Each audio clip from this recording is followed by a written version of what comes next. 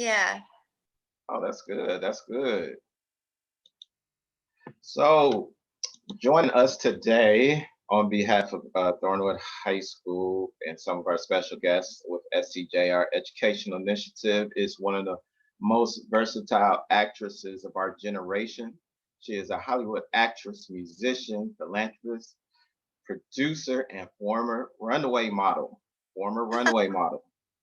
7-year run as Melissa Hastings on the Freeform TV's Pretty Little Liars, Dr. Meredith Bell from the CW's Vampire Diaries, and Maggie Hall in Lifetime's drama Army Wives before her co-starring role as the iconic Dr. Natalie Manning on the #1 hit TV series on the planet, NBC Chicago Med.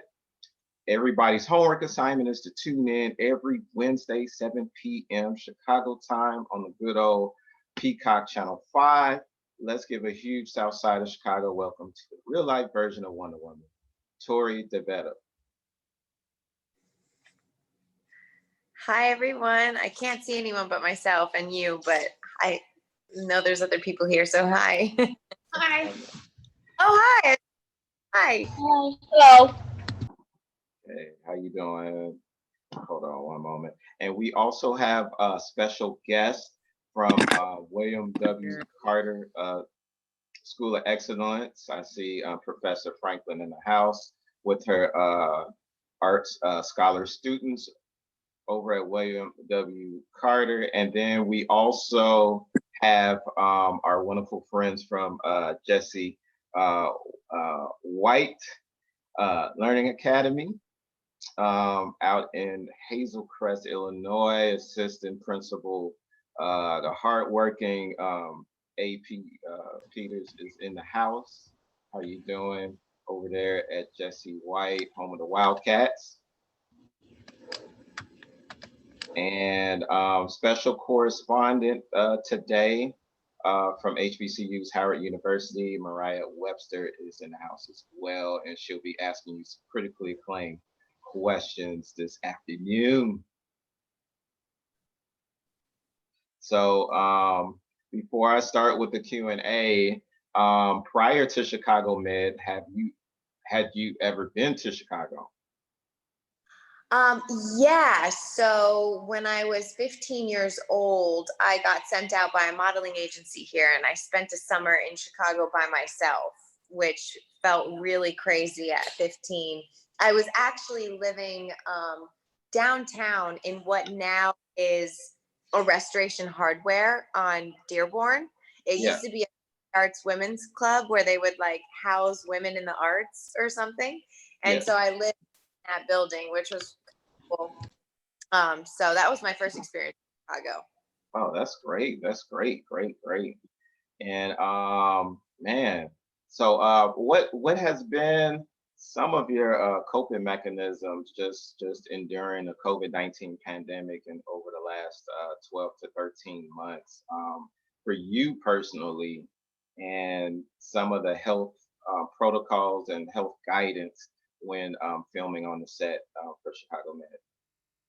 A lot of my coping mechanisms have been to remind myself that not just a few people are feeling and going through what I'm going through, but the entire world is going through the same thing.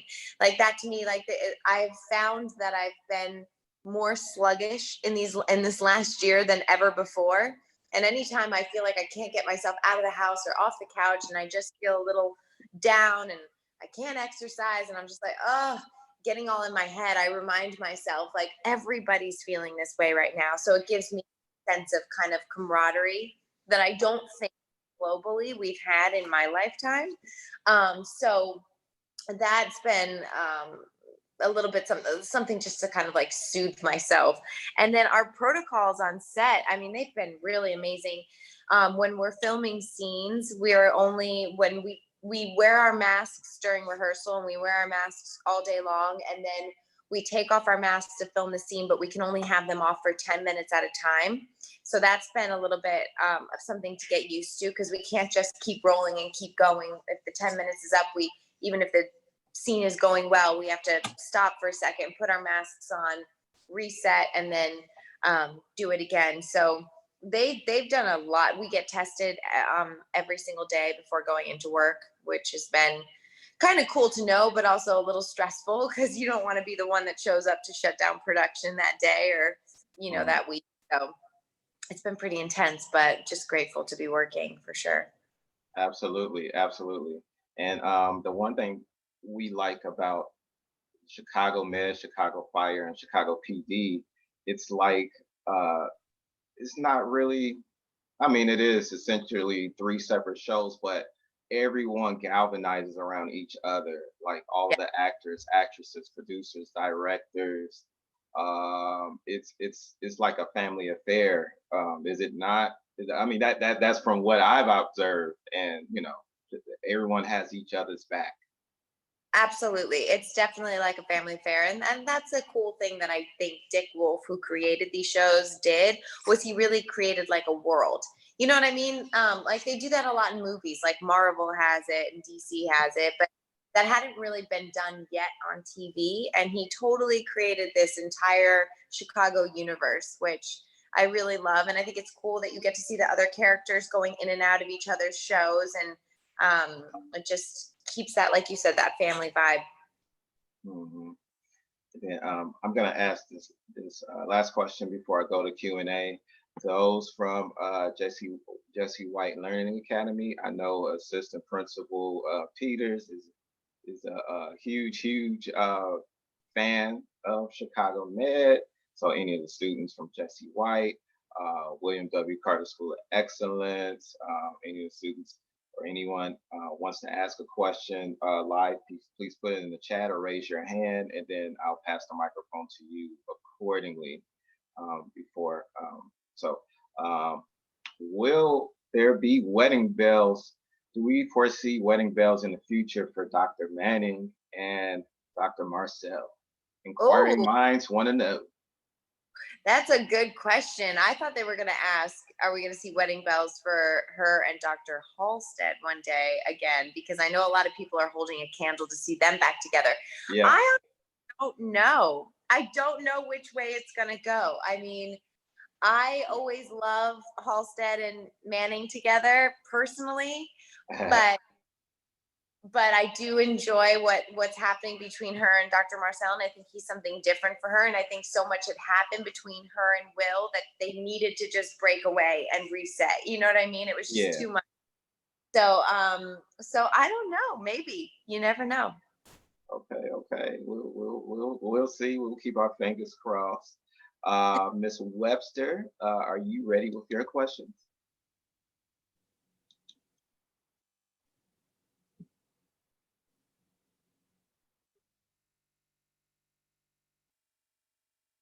Miss Webster, are you there? I'll I'll go to AP Peters. AP. Hello, thank you for taking the time to speak with us. Of course. So here is my question. After watching the show a lot, is how much do all of you that are portraying doctors or even the paramedics, nurses, do you train with real doctors or nurses to try to be as authentic as possible? We do.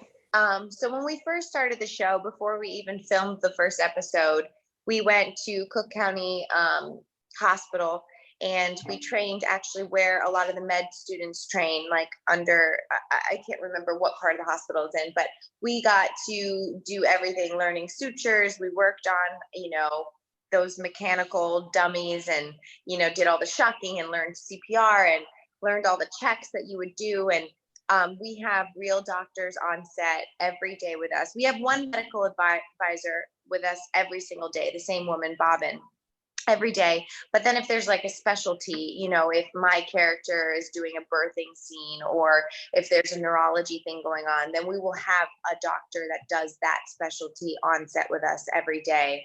So yeah, we do a lot. Thank you very much. Yeah, thanks. Yeah, definitely. So I was gonna say, Miss Webster, are you there?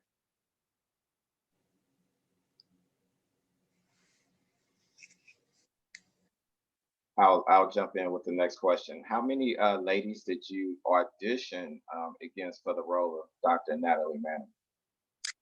Oh, a lot. You audition against a lot of people for a lot of roles. That's why I don't know if anybody is looking into getting into acting or anything within this field. It's a lot of rejection because you're up against a lot of people. I don't know number wise how many people that was, but hundreds and hundreds. And so it's you get told no a lot before you get a good yes. It's like no, no, no, no, no, no, no, yes. So build up that thick skin. Is it true that your father was a longtime drummer for the iconic Billy Joel? That is true. Yeah, my dad drummed with him for 30 years. So all those drum parts you hear were his. And he actually just wrote a book called Liberty, which is it's really good. And he just put out an audio book for it, and I got to read one of the chapters on the audio book, which was fun. But yeah, he still plays, which is amazing. Yeah, I grew up in a very loud household. And speaking of that, you must be a mind reader because my next question was going to be: is it true that you played classical violin for the legendary Stevie Nicks and Raphael Sadiq from Tony, Tony, Tony? I did. Not a lot of people bring up the Raphael Sadiq thing. That was fun because I actually met him through some friends. When I first moved to LA, I was waitressing at this restaurant called Tangerine Cafe that doesn't exist anymore, but it was run by this guy who was friends with Tommy Davidson. Do you know him? He's an actor. Yes. Yeah, in Living Color and yes. Iconic comedian. Yeah. So Tommy used to come in all the time, and he was putting together this comedy and music show at this place called the Sunset Room, which also doesn't exist anymore in LA. And he found out that I played violin, and he asked me if I wanted to do a jazz song on my violin by this artist called Noel Pointer, who is no longer alive, but he's an amazing jazz violinist. And he had Brian McKnight's band there to back me up, and it was so amazing. But through that, I met Raphael Sadiq because they were friends, and he heard me play, and we became friends. And then he asked, "Do you want to play on my album?" just randomly, and I said, of course. And so that was the first time I had ever done studio work, which was with him, which was great. And then Stevie is actually my mother's best friend. So I've known Stevie my entire life. She's kind of like a pseudo godmother of mine. So I had a friend who passed, unfortunately, and I was so sad. And I was staying at Stevie's house while I was grieving, and she was doing her album, and she wrote this violin part on this song in honor of me, my friend, and asked me to play it. So it was really special, and I loved it. Although studio work is not something that I love because I don't play that much anymore, and you have to be so perfect and spot on that it makes me so nervous. I love, as you can see, all my violins are up on my wall from childhood. Oh my goodness. But yeah, studio work is a little intense for me. I have to be like totally ready to do it if I'm going to do it again. You gotta come out to the school and jam with the marching band. I would love that. I've never played with a marching band before. That would be so fun. Professor Franklin from William W. Carter School of Excellence has a question or two. Are you ready, Professor Franklin? Hi, yes, I am ready. I'm sorry I don't have my camera on. I got a lot going on in my background, but we have two questions. So our first question is, how is it portraying or playing real events, like real traumatic events that have happened in Chicago, but on the television show?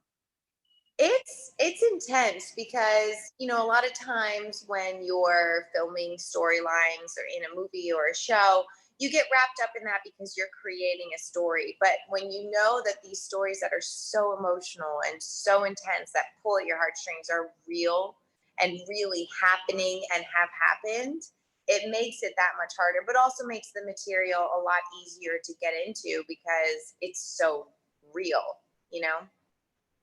Thank you. Yes, that's awesome. I actually went to college with Leroy Hawkins. He plays on Chicago PD. Yes. So when I talk to him, I ask, the same kinds of questions, just how is it, knowing that these are real, like people in real situations sometimes, and just trying to not get too attached and too emotional while you're at work. My other question is not as heavy. It is, apart from your show, what is your favorite like med drama that it could be on TV right now or something from the past, but just kind of in that genre of medical TV? You know what's so funny? I don't watch a lot of TV, and I didn't watch a lot of TV growing up. So I saw one episode like 10 years ago of Grey's Anatomy. I never saw ER. And then when I got this role, I was like, oh, maybe I should watch. But then I was like, well, no, because then I don't want to start emulating other actors playing doctors. I'd rather emulate real doctors that I'm meeting in real life versus like watching other actors. But we got to direct a couple episodes with Eric LaSalle, who was on ER, which was really fun. But I've never seen any of the other medical shows, so I don't have a favorite.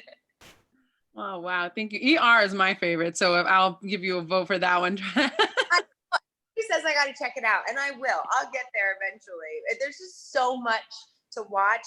You know what I mean? Like between Netflix, Hulu, and all these things, it's like, where do you even start?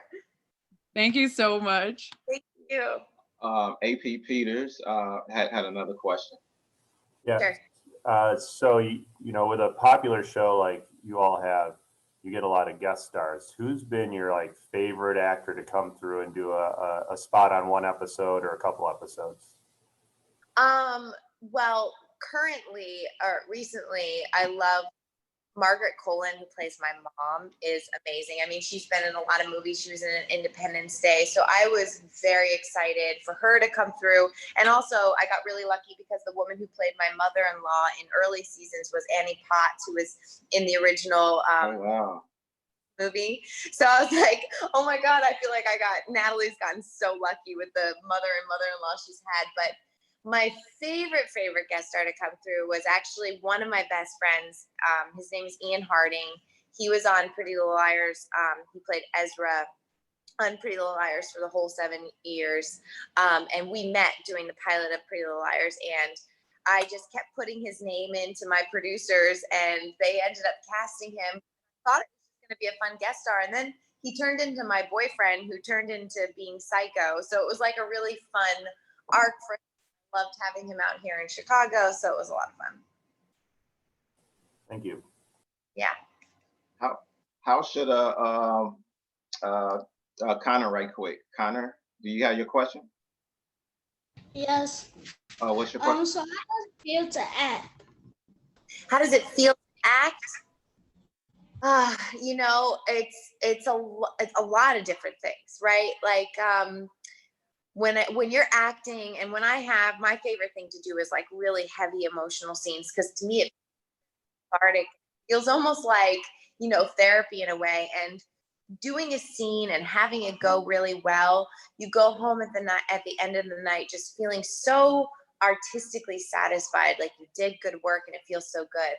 And then sometimes there's those days where you're just not hitting the mark perfectly, and it's frustrating, and you want to do better than you feel like you're doing. And it's just, it's like that with anything. But ultimately, I love it because I study human behavior and understand people better and get into different characters and play different parts that aren't me, but I get to bring a little bit of me. So it's like I've gotten to learn. I never thought I would learn this much about the medical field ever, but I know so much about it now because of acting, or I've had to learn how to play the cello because of acting. And so I get to explore so many different, I've played crazy people, literal psychopaths before, and I don't identify with that, but within the realm of acting, it was so fun to go so outside the box and play like a really big character and have so much fun with it. So that's what it feels good to act. Like I said, you have to have a lot of work ethic. I believe that that's what truly makes a great actor, is how hard you're willing to work for it. So there's a lot of blood, sweat, and tears you pour into it. But at the end of the day, if you love it, great. And do you have any kids? Do I have kids? Yes. I have puppies. I have dogs that I think are my kids, but I don't have kids yet. real good. Yeah, I have 6 How animals. how I have animals. I have 2 animals, 2 dogs. how how should a high school student or even an elementary school student or middle school student continue to prepare for an audition and stay ready, prepared during the COVID-19 pandemic? It looks like we're turning the corner, but I know some aspects of what we've experienced will still be in place for the short term going forward, as far as like auditioning, virtual auditions, Zoom Yeah. auditions. So, how should students in all realms, whether it be high school, elementary school, or middle school, still prepare for a performing arts audition or a table read? Uh, if they're doing it virtually, or just how do they stay prepared for when the world opens up and they are back out auditioning again? Yeah, a combination of both. Yeah. Yeah. Um, well, I think you should prepare the same way you would if you were going to be in the room, if you're going to do it virtually. I know for me personally, putting auditions on tape and doing things virtually is very difficult for me. I know my actor friends really love it because they feel like they have more control over the tape and can do more and more takes. But I kind of love going into the rooms and thriving off that energy. So I'd say first and foremost, like, don't be hard on yourself if this virtual thing and putting things on tape is difficult for you, because it's not easy for everyone. It sure is difficult for me too. So know that you're not alone in that. But I would prepare going in person, like I just said a second ago. To me, I've been doing this business for 20 years. I've been working consistently for almost 20 years. And I've seen so many actors come and go and come and go and hit really big and then just disappear. And I've realized the ones that are here all the time that stay steady are the ones that really have great work ethic. And unfortunately, that means missing a lot of stuff and disappointing a lot of people you love. I can't tell you how many friends' birthdays I've had to miss out on because I had to study for an audition I had the next day and I wanted to get good sleep, or I've had to leave Thanksgiving in New York with my family early and fly back to LA because I got called for a callback in something. Or you're constantly making sacrifices for what you love. And so I think that, in preparing for going back out into the world, you kind of like, I would prepare that, ask yourself, do I really love this? Am I really willing to make sacrifices?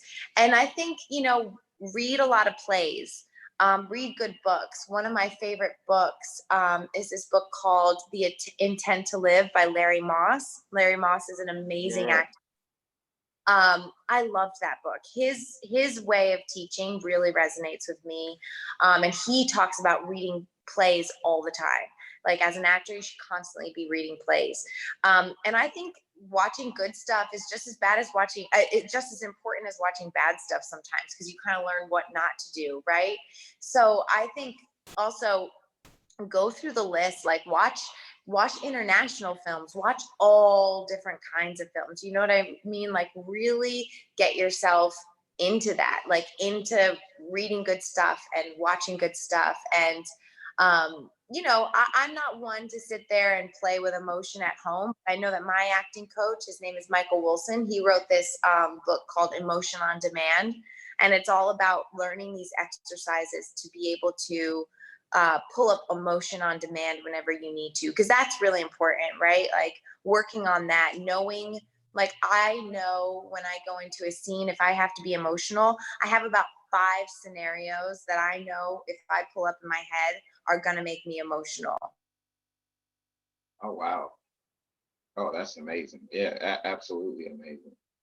Um, I'm gonna ask this question right here. So, touching upon that, who was your favorite teacher growing up? Would it be elementary school, high school? What's your favorite thing about acting? What's what? What's your favorite thing about acting? My favorite thing about acting is, well, I love the feeling of doing really good work and going home and feeling that good kind of exhaustion, like, wow, I just did a really good job. I've worked so hard at this and I just put my heart out there and it went well.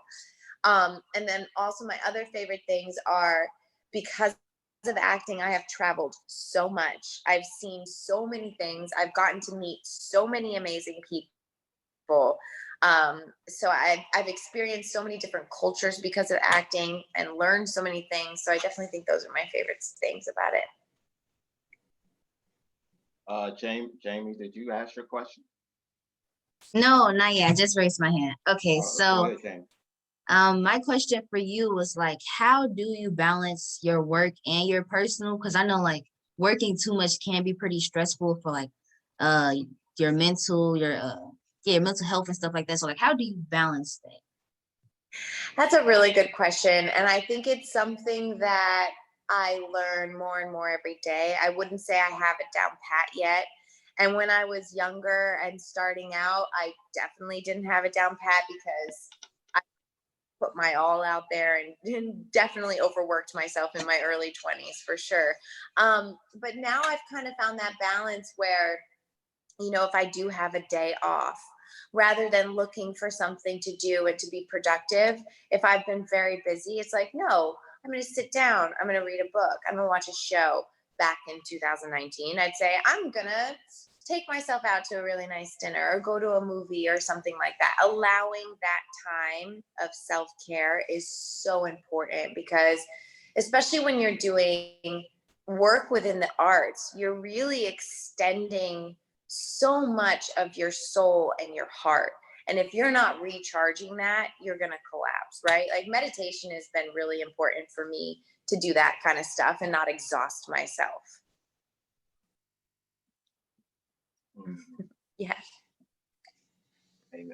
How important is your philanthropic work over the years with the various foundations that you've been a part of, ranging from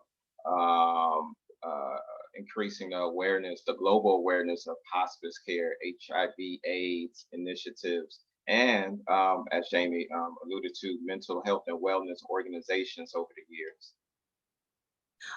It's been really important to me. You know, the business that I'm in is a pretty interesting one. And if you let it just absorb your whole universe, you kind of get sucked into a bit of a vacuum. So for me, being able to go out and volunteer and to work with organizations about things that I love, that I'm passionate about, and use my acting and the platform I've been given because of the work I've done for that stuff has been so important for me, not just to do the work that I love, but it also helps me get out of my head, right? They always say, like, the best thing to do if you ever want to get out of your head is focus on someone else. So it's like, you know, you, especially as an actor, you're constantly looking at yourself and going into your own body and your emotions and pulling things up. So to be able to go out there and put Torrey aside and just focus on these other things that I love have been so important for my own mental health and just feeling like I'm giving back. Yeah, definitely. And the last few questions that we have, because we, like I said, we want to be as economic and as time efficient with your No off worries. day, your rare off day, you know. So um uh being in Chicago and living in Chicago, um or at least from a part-time standpoint, what are some of your favorite things to do in Chicago, whether it be attending sporting events, Lollapalooza, some of the music summer festivals that we have here, Taste of Chicago, stuff like that, the music concerts. So what are some of your favorite to-do things in the Windy City? I love Chicago so much. Let me just first say that it's one of my favorite cities now. And I love, because, you know, in places like LA, it's very spread out, so you don't feel like a big community in LA, and you feel such a community in Chicago. And I think that's one of my favorite things, is feeling that vibe from everyone. Like, I remember when the Cubs won the World Series. Oh my, I've never felt a city more lit up in my life. Like the camaraderie that was Yeah. going so amazing. And I am not a sports fan. My boyfriend actually is in baseball, so I have gone to Wrigley Field and I have seen it, and I'm learning a little bit more about it. But even that, like, I've seen a couple baseball stadiums, and that baseball stadium just has like such an old charm to it. You know what I mean? Which kind of fits Yeah. the city of Chicago, the aesthetic of Chicago. But I don't love big crowds, so I don't go to a lot of music festivals. But my favorite aspect of Chicago is probably the restaurants. I feel like it's some of the best meals I've had in the entire world are here in Chicago. The food is so good. I love going out to good restaurants here, and the lake path. I love it. Like when the weather is nice, riding a bike down there or going for a run down there, just being by the water. And I remember I was walking no, 2 summers ago or something, and it was so hot, and I just like jumped into the lake with my clothes on and then got out and walked home. I just love the lake down there, Lake Michigan. It's so amazing. It's my favorite aspect of Chicago for sure. Oh, wow. And then last couple of questions that we have for you. What is it like to work with such a phenomenal cast of characters, directors, producers, and the all-time TV GOAT, Mr. Dick Wolf? And what was it like when you first received that phone call stating that you will be the next doctor, or we want you to come in to audition to become the next Dr. Natalie? Did you receive that call from Mr. Wolf himself? What is it like overall working with the all-time TV GOAT? It's pretty incredible. I remember when I auditioned for the part, because Natalie is a doctor that has a lot of compassion to her. And when I read the part, I just had this like overwhelming feeling. I was like, this part has to be mine, because I felt like my work in hospice was really helped me prepare for the role. And I just felt like she was written for me. I was like, I have to play this role. Nobody will play this role better than me. And I've only felt like that one other time in my career where I was like, I have to have this. So I went into the audition so excited, but also knowing that hundreds and thousands of girls are going to be auditioning for this. So you never know. You don't want to get your hopes up. And I love, like, after an audition, I always throw away my sides. I don't want to keep them. I feel like superstitious about it. I'm like, just throw it away, get it out of my system. Who knows what's going to happen? On to the next. What can I put my energy on so I don't have to think about this all day? But then when I got the call, I actually got the call from my manager that I booked it. It just